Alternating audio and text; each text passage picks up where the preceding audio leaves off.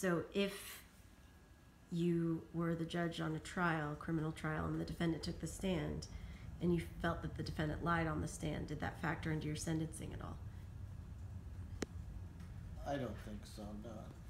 No, because if you're a judge, you get used to people lying to you, lawyers and defendants.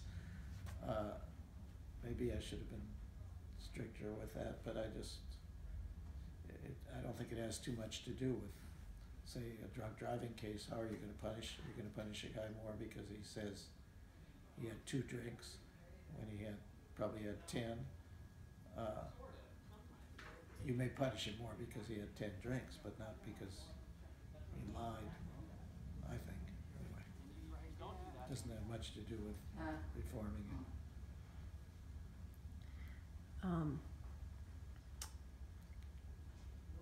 Did you typically, compared to your judge colleagues, do you felt that you gave harsher sentences or lighter sentences? How did you compare in criminal trials?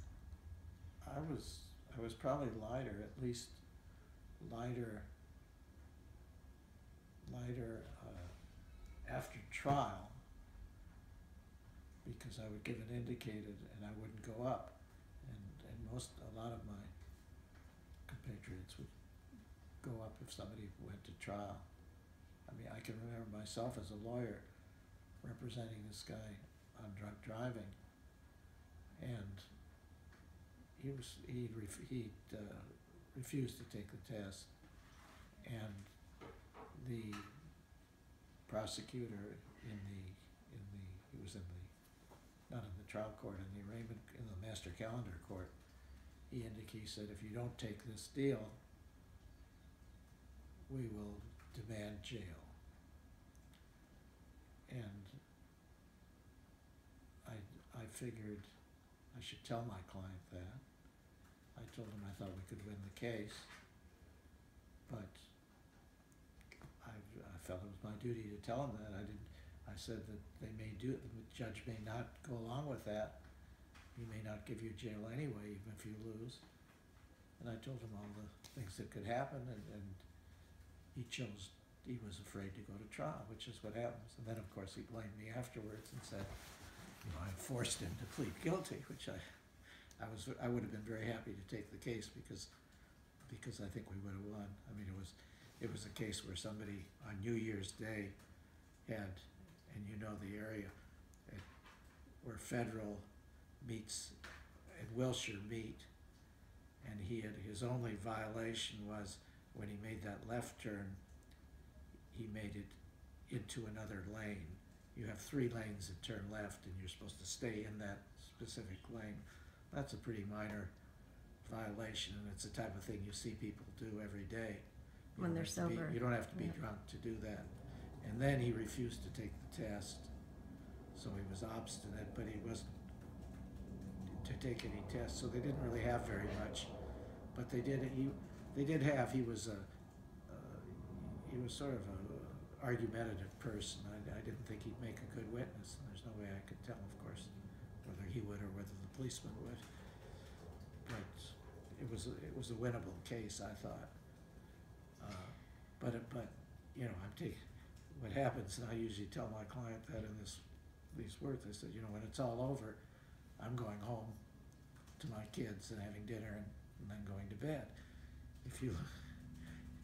When it's all over for you, you may go home or you may not go home, And so that's what it was. And so from that, you decided to not penalize people just for going to trial. So you often gave the same sentence as you're indicated. I don't know if it was from that. It was just, I just figured that there generally were not any factors that I didn't know at the time of arraignment that I would know at the time of sentencing, other than the person had chosen to go to trial. So, which is supposed to be your right, but it's not much of your right if you're going to get penalized for doing it. And so, do you feel like when you were back in criminal trials that people wanted to do trials in front of you? I mean, I know I, as a defense attorney, would probably hope to go to trial and somebody in front of somebody who I know was gonna, likely to give the same sentence that as they're indicated. Do you feel like you did a lot of trials relative to some of the other judges? I did a lot of trials, but I don't know if that was the reason. I mean, it wasn't that they knew they weren't gonna get penalized. I think a lot of people pled guilty because they knew because the judge would say, if you go to trial, I'm gonna put you in jail. And he would penalize them for going to trial. But I wouldn't do that. I did try a lot of cases when I was in West LA, and I was very proud of this. And now that I think about it, I think maybe I was wrong. I routinely tried more cases than anybody else. In fact, I tried more cases than all the other judges, than the other 3 judges combined usually. One year I tried, and these are full jury trials, not fake things where they plea and slow plea and things like that. I tried an average of a case per week. Wow. I tried 52 cases. In one year, I just continually tried them. Did they have voir dire back then? But Did yeah. the attorneys did Well, voir dire? they had, I sped up the voir dire as much as I could. That for a judge is a painful part of the trial. Why is that? Because you have to listen to the attorneys. You have to listen to their silly things that they say. How much time did you typically give attorneys for their voir dire? I didn't limit it by time. I didn't think that was fair either, to limit by time. If they were doing things that were irrelevant, I would sort of warn them and maybe a couple of times, and then either stop them or shame them into stopping. How did you shame them into stopping? Make me very popular. Well, if somebody said something that wasn't right, I would not hesitate to tell the jury that's not correct. Don't pay attention to what Mr. or Miss just told you because that's not correct. And comment on. Can you remember any specific examples of that? No. But it was routine. I have to admit. Maybe that's why I don't remember any specific examples. Now, moving along, you had O.J. Simpson appear as a defendant in front of you a couple of times, correct? I certainly did, but not a couple of times. One case. He was there more than once, but he was only in one case, and that was, I hate to call it the highlight of my career because it was maybe the nadir of my career in a way. It led to a lot of sadness on my part. Tell me a little about that. But I shouldn't. Well, pardon me? Tell us a little bit about that. I should talk about it, especially because nobody, even my friends, has ever gotten it right. One enemy got it a little bit right, and most of them completely wrong. There was one woman attorney who said, after all was done, and she was very much against, she said, it's the judge's responsibility to do sentencing, and he's the one who's ultimately to blame. And that's right. There was no plea bargain. A lot of people said there was a plea bargain. What happened was, there was, of course, the second case, the murder case, that happened, and I don't know why, but the city attorney said that they had objected, that I had not given any jail, and they'd objected to that. They'd wanted jail. And I didn't think that was true, but it happened a while ago, and I didn't think they would say it if it wasn't true. Now, was it the city attorney or the district attorney? It was the city attorney. The district attorney had nothing to do with the case I had. The case I had was a spousal battery. And there were a lot of factors that went into my sentencing. And as I say, it wasn't true that there was a plea bargain. It wasn't true that I said I would sentence a certain way. What I did was I ordered a transcript of the first case, And unfortunately, the reporter had retired, and she had the transcripts in her garage, and it took her about a week to find them. By then, most of the hubbub had blown over, and they were talking about other things, and they'd already branded me the terrible person who had refused to go along with the the city attorney's recommendation, and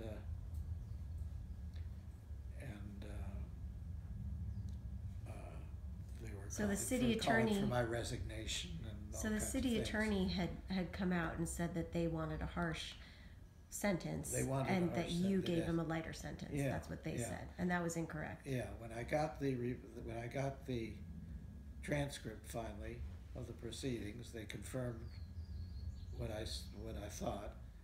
In fact, I'd given a harsher sentence than what they had asked for. I can't remember whether it was more community service or a longer period of probation, or more what is it? Counseling. Counseling than they'd asked. There was one of those, or maybe two of those. I can't remember now which it was. But I had in every other respect, done at least what they had asked for, and in this I had done more. So this is at CCB or at Metro Court? This was at West LA that I'd had at the case. And so the city attorney prosecuted OJ for misdemeanor battery in your court. Right, Okay. exactly. And they had offered a plea bargain? They had worked out a No. plea bargain with his defense? Not that I was told. So what happened? It may have been that there had been something worked out. I don't know. The only thing I know is, I know that when he pled guilty, before he pled guilty, she had indicated, the wife had indicated that she would testify. She didn't want it prosecuted. They were back together. They were seeing counseling, and it was partly her fault, according to her. And she said of course, this directly that to wasn't you? believed. This was on the, she said this, or was this through an attorney? I'm not sure whether either she said it, she was present, and the defense attorney may have said it, or she said it. I'm not sure which it was. I think maybe the defense attorney said it. But she was there in She court. was right in the court there at the time. And when I sentenced, I asked first for the district attorney's recommendation and the defense recommendation, The city and attorney. then I sentenced. What might have happened, I try to look for an explanation that's not an outright lie. What possibly could have happened, and because it does happen sometimes, is that the city attorney, when they were in the master calendar and arraignment court, where the case stayed for about 4 months, that at that time, it's not they objected to jail before another judge, and then they changed it when they came to me. They didn't, because that happens. That often happens, that they'll be stricter in the arraignment court than they are in the master calendar when somebody actually has to try it and knows all the facts of the case. So I don't know why they would say that, but it was demonstrably untrue, and I showed it by showing the transcript. I didn't want to say anything till I had the transcript, and what I did was I had a press conference, and I had copies of the transcript there for them to look at or take with them, because I didn't want, and I appeared on some programs, and on one the person asked me about it, and I said, you look at it and you come to the conclusion, because I know nobody would believe me. Everybody wants to believe the worst.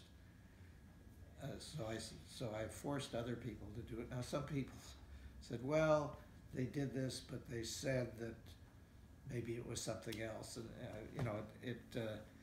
and it just doesn't make sense that a district attorney, that a prosecutor would indicate one thing on the record when he actually wanted more. The opposite is sometimes true, but not. There's no reason why he would not ask for at least what he wanted. But people don't look that deeply into it, so I still got a lot of bad publicity because of it. the women's organization withdrew their demand that I retire or take courses Now, I want to say something else though about the times. First of all, I don't think this was entered into my calculus, my reasoning for sentencing, but if I had sentenced a black man, a very popular black man, O.J. Simpson, to jail for hitting his white wife at a time when routinely people were getting diversion for this, it might have stepped up some of the riots and things that occurred. But the culture at the time was not to give these people jail. In fact, even when the O.J. Simpson case was going on, they were still routinely giving diversion in these cases.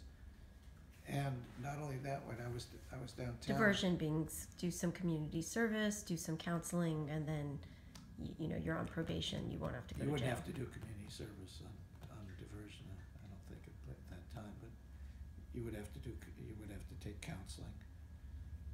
And what was I going to say? They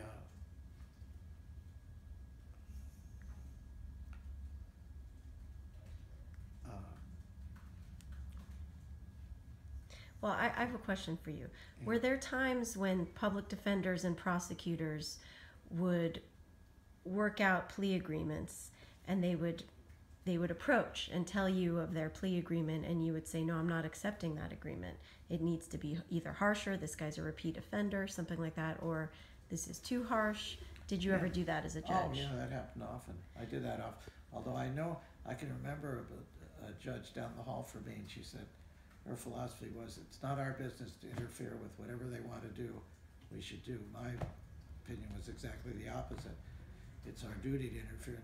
And I remember one city attorney, and I remember talking to you about this, one city attorney who came into my court with a case. It was a driving under the influence case, and he wanted to take a plea to a lesser offense. And I looked, and he had a agreement all worked out, and I looked at the case with the permission, and I said, I don't see why this should be less than a driving under the influence.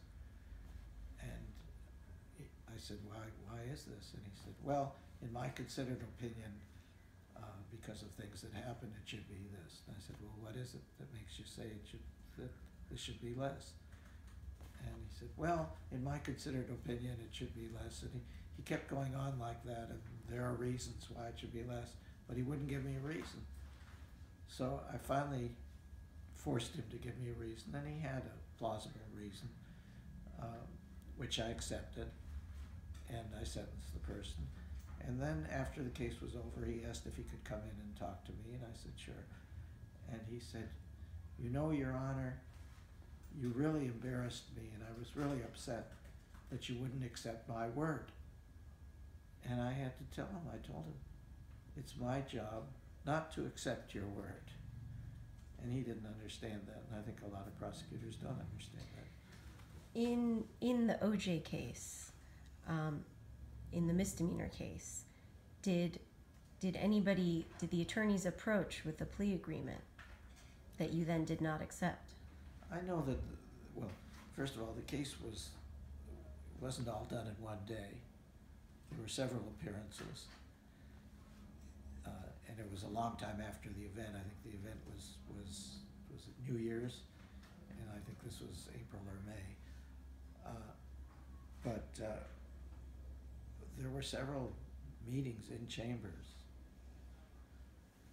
but there was never an agreement or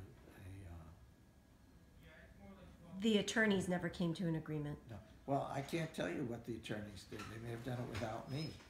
They never told me there was an agreement. Noah, can I